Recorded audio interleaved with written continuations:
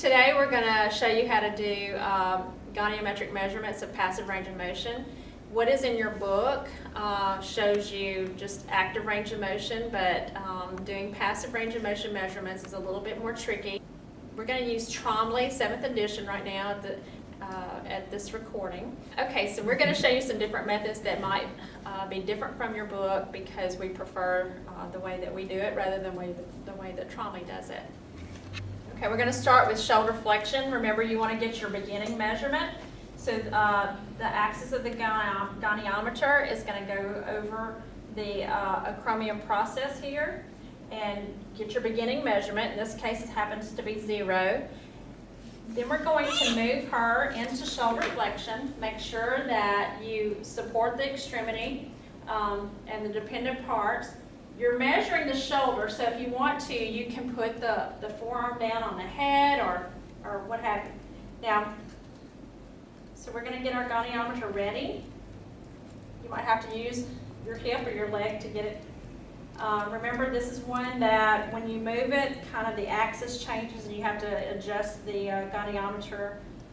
You want this arm parallel with the trunk, and then this one is going to be parallel with the humerus, and you take your measurement.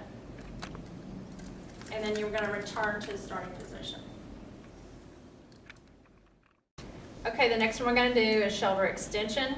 The position of the goniometer is the same. It's about about an inch below the acromion process. Get your beginning measurement.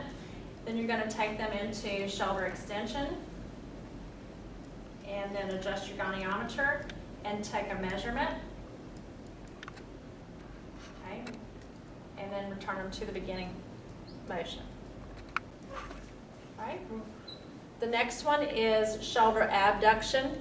Your beginning point is you're going to get on point here on the posterior aspect of the glenohumeral joint. Take your measurement. Your axis of your goniometer should be parallel to the trunk and perpendicular to the floor. Okay, so we have our beginning measurement. I'm going to go ahead and open the goniometer just to kind of help me out when I get my end measurement. Okay, stabilize approximately, and then let's move them through abduction. Again, we can let her arm rest on her head, and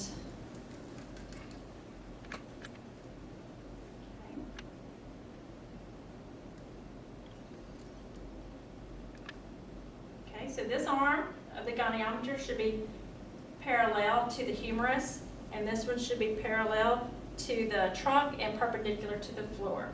Okay, so we get our measurement, and we're going to return her to the starting position.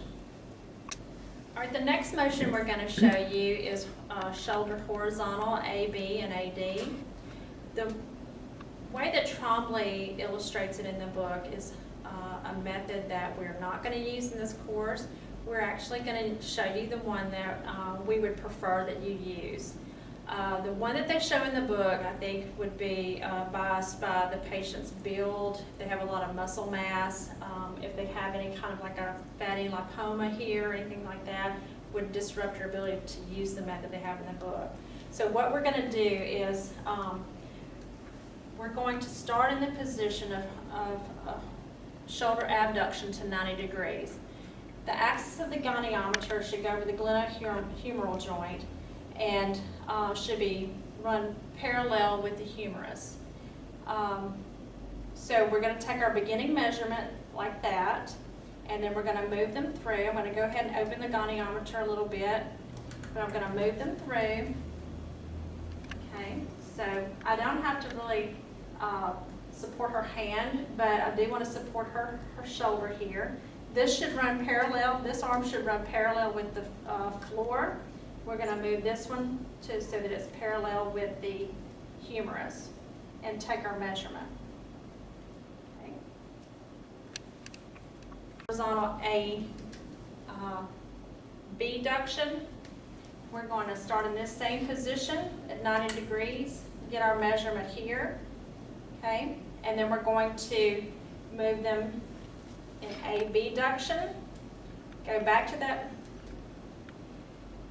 beginning position and then take our end measurement. Now when you're doing this, you want to make sure that all of these ranges that you're doing, that you're getting, taking them to full range of motion.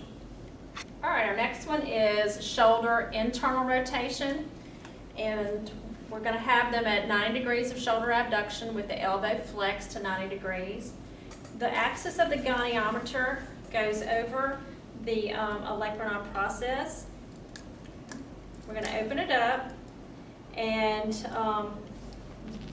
the stationary arm should be perpendicular to the floor, parallel to the trunk. Okay, so we have our beginning measurement, and then we're going to move them into internal rotation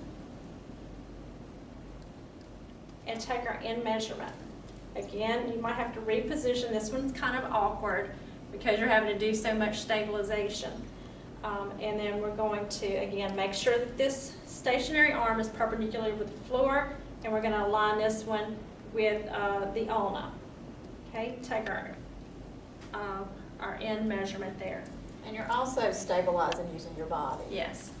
Okay, so we're going to go straight on into shoulder external rotation. It's the same concept. We're going to start here with that one perpendicular to the floor, this one parallel to the ulna. We're going to externally rotate and then reposition your goniometer.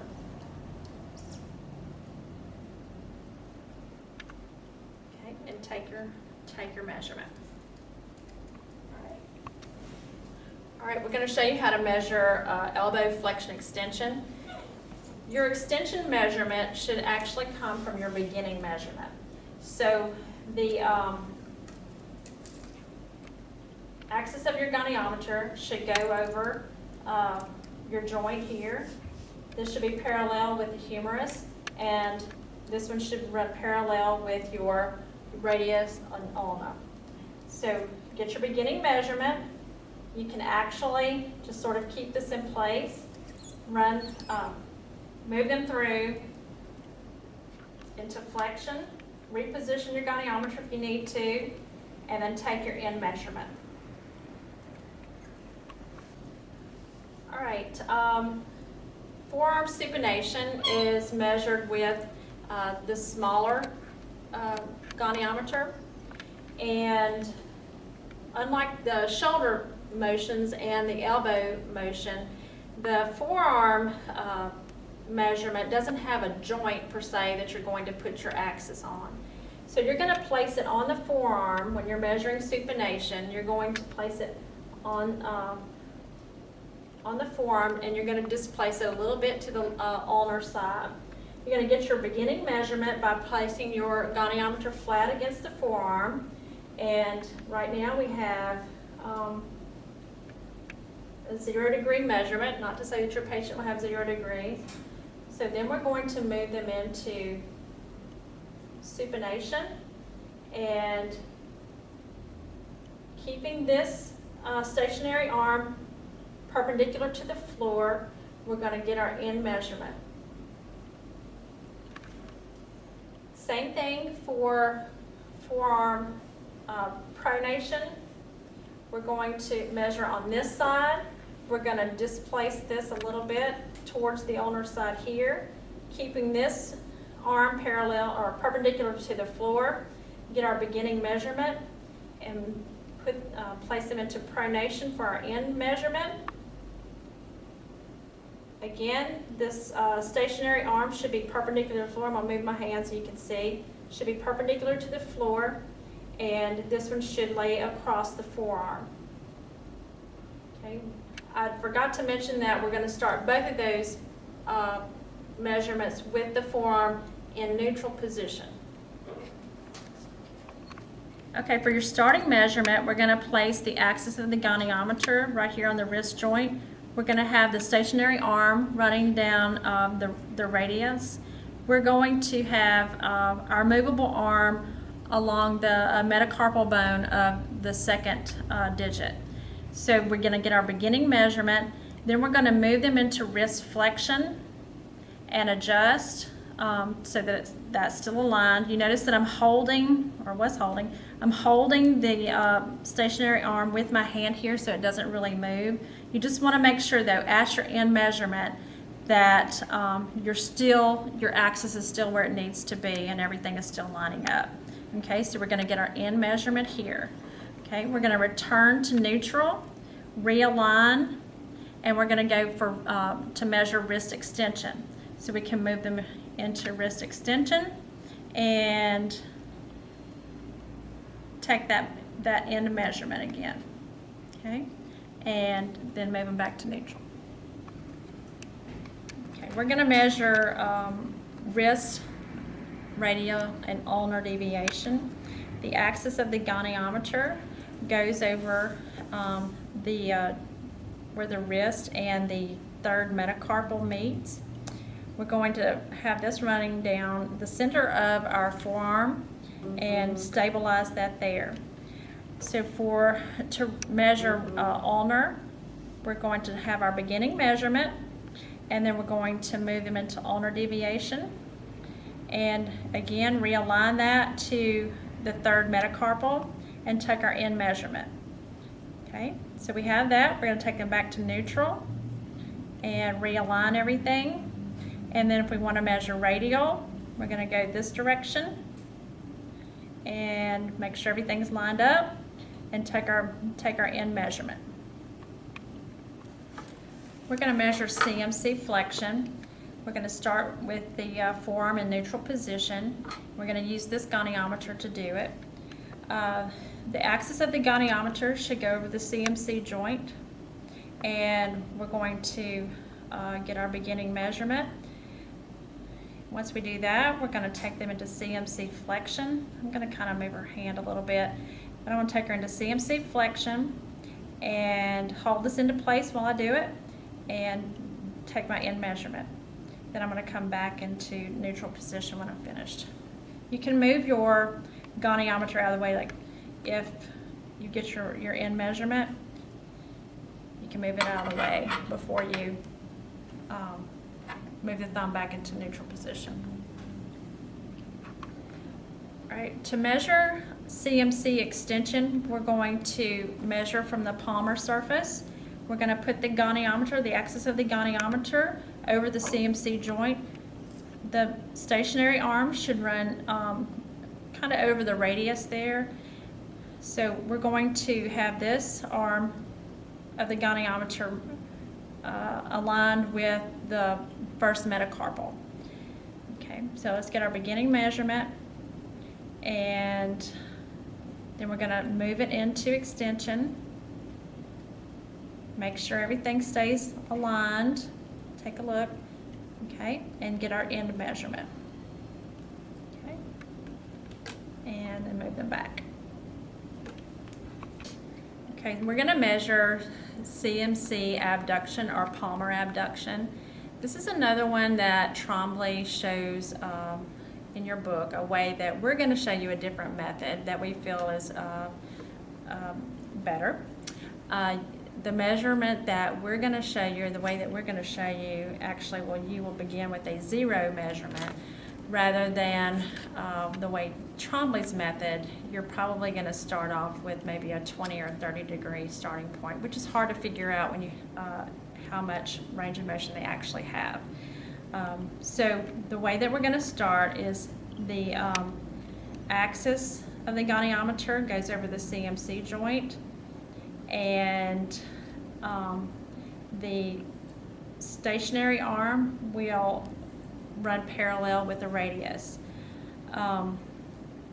You're going to have your movable arm parallel with the metacarpal bone of the first phalanx, and we're going to get our 0, or our beginning measurement. It may not be 0. We're going to get our beginning measurement, and then I'm going to move her into palmar or CMC abduction.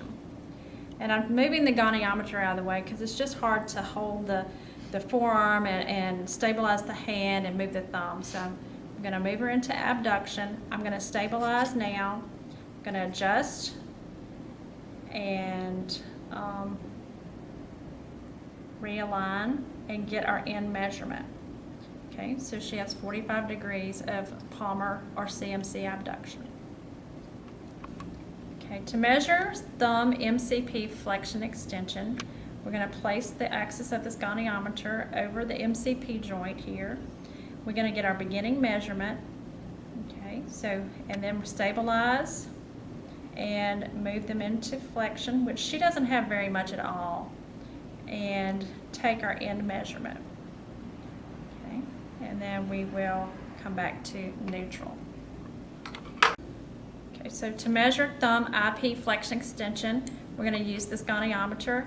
The axis of the goniometer goes over the IP joint of the thumb. We're going to turn the goniometer around because you see that the length of it sort of gets in the way of getting full extension and getting a good measurement.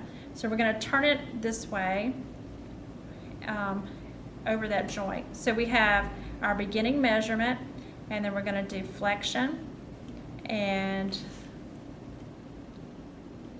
make sure that your fingers don't impede full range of motion there. So kind of scoot your thumb and your fingers back, and we're going to get our end measurement there.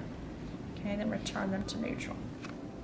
All right, to measure thumb opposition, we're going to take a measurement in between the pad of the thumb and the tip end of the little finger.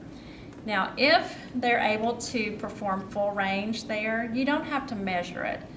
And there's no norm for this particular measurement. Generally, when we measure this, it's because somebody does have a limitation, and so you're going to use your initial measurement as a baseline, and then as you reassess, you can take measurements to see how they're progressing. So if we were assessing her and she does have a limitation, we would take the ruler that's on your goniometer. We're going to go from the pad of the thumb to the tip of her finger. And so generally we'll measure this one in centimeters and record that. Okay. All right, to measure MCP flexion extension, we're going to have our patient in extension to begin with. We're going to place, and again, this is one where we're going to have the long end out instead of running this way because it can mess up our measurements.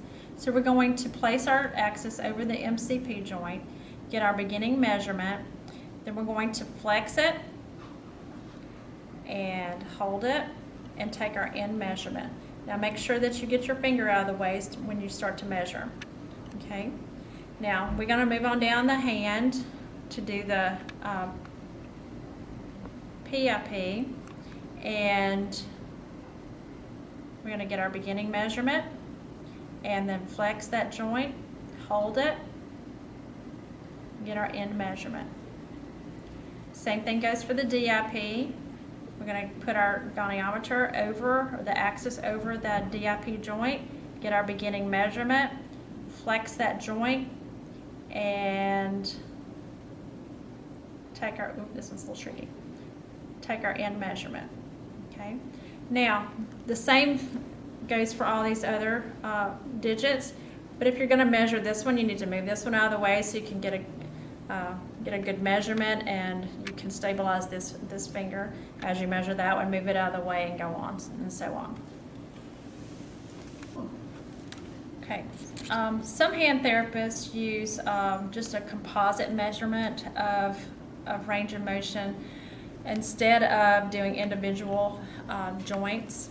If you're not concerned with what the range of motion of the individual joints are, but you're more concerned with the function, maybe if a person has a lot of edema in their hand, you can take your ruler on the goniometer and place the end of it in the palm and measure from the tips of the fingers here, generally the middle finger. You're going to measure in centimeters where they're able to flex their fingers to. And then you can use that as a baseline at your initial evaluation, and then as they begin to progress, like their edema goes down or their range of motion improves, then as you take the measurements, you can document that there is an increase in finger flexion that way. To measure finger, AB and AD duction, we're going to place the patient in anatomical position. We are going to have our axis of our goniometer over the MCP joint of the digit that we're going to measure, and we're going to have the stationary arm running down the metacarpal, and the movable arm will run along the phalanx of the digit that you're measuring. So we're going to begin here. We get our beginning measurement. To measure abduction, we're going to move it away from midpoint, which is our middle finger, and we're going to move it and get our end measurement. Okay, and then we're going to measure AD duction. We're going to move it towards our middle finger and get our end measurement for that. Same thing for the ring finger and the little finger. Now the middle finger is measured a little bit differently, the same sort of method, but you're going to measure abduction to the radial side and abduction to the ulnar side. So it's the same thing, your axis of your goniometer over the MCP joint, and align the movable arm over the phalanx, and we're going to go to the radial side first. Let's move this little finger out of the way. Move it there, get our measurement, come back to neutral, and then get our measurement for abduction to the ulnar side, and then back to the middle.